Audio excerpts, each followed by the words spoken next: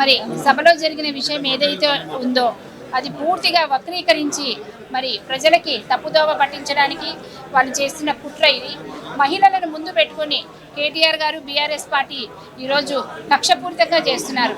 ఎందుకంటే గత 10 సంవత్సరాల్లో వాళ్ళు చేయలేని అభివృద్ధి మేము కేవలం ఈ 8 నెలల్లో చేసి చూపించినందుకు ప్రజల్లో మాకు పెరుగుతున్న ఆదరణ చూసి ఓర్చుకోలేక వాళ్ళు ఇవాళ ఇలా కుట్ర పన్ని కక్షపూరితంగా వాళ్ళు వ్యవహరిస్తున్నారు.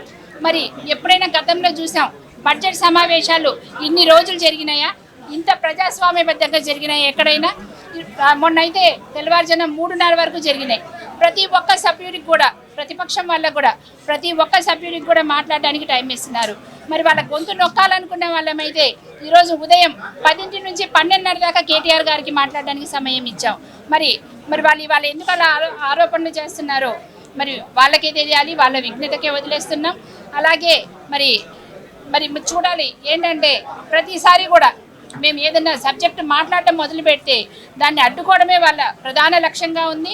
మేము మొట్టమొదటిసారి ఎన్నో ఆశలతో ఎంతో ప్రజలకు సేవ చేయాలనే లక్ష్యంతో మేమందరం ఉన్నత విద్యావంతులం, అందరం డాక్టర్స్ ఎక్కువ మంది వచ్చాము. ఈసారి ఇలా మేము వస్తే మేము ఇక్కడ చూసి ఏం నేర్చుకోవాలో వీళ్ళ బిహేవియర్ చూసి వాళ్ళు ఒక సభాధ్యక్షులకి గౌరవం ఇవ్వట్లేదు, మరి స్పీకర్ గారికి ఇవ్వట్లేదు, ముఖ్యమంత్రి గారికి ఇవ్వట్లేదు, చాలా చీప్గా బిహేవ్ చేస్తున్నారు.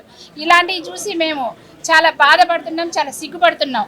మరి వాళ్ళు కూడా ఇలాంటివన్నీ కూడా మానుకోవాలని మేము కోరుకుంటున్నాం. మరి కొత్త సభ్యులకు వాళ్ళు నేర్పించాల్సింది ఏంటి, ఎలా బిహేవ్ చేయాలి, ఎలా ప్రజలకు సేవ చేయాలనేది వాళ్ళు చెప్పాలి. మాలో ఏమైనా తప్పులు ఉంటే వాళ్ళు మమ్మల్ని సరిదిద్దాలి. అమూల్యమైన సూచనలు సలహాలు ఇవ్వాల్సింది పోయి ప్రతిదీ మేము ఏది మాట్లాడినా కూడా దాన్ని కాంట్రవర్సీ చేయడానికి చూస్తున్నారు. మరి ఇది మేము తీవ్రంగా ఖండిస్తున్నాము. ఇవాళ జరిగిందైతే పూర్తిగా వాళ్ళు వక్రీకరించి బయటకు వచ్చి మరి మొసలి కన్నీరు కారుస్తున్నారు ఆ పార్టీ వాళ్ళు. మరి అంత గౌరవించే వాళ్ళైతే వాళ్ళ ప్రభుత్వంలో ఒక్క మహిళకు కూడా మంత్రి పదవి ఎందుకు ఇవ్వలేదు? నేను సూటిగా ప్రశ్నిస్తున్నాను. మరి కనుక మీరందరూ కూడా ప్రజలందరూ గమనించాలి. మరి కాంగ్రెస్ చేసిన అభివృద్ధి ఓర్వలేకనే ఇవాళ బీఆర్ఎస్ పార్టీ వాళ్ళు మమ్మల్ని ఉద్దేశపూర్వకంగానే మమ్మల్ని తప్పుపడుతున్నారు. అంతే. Thank you.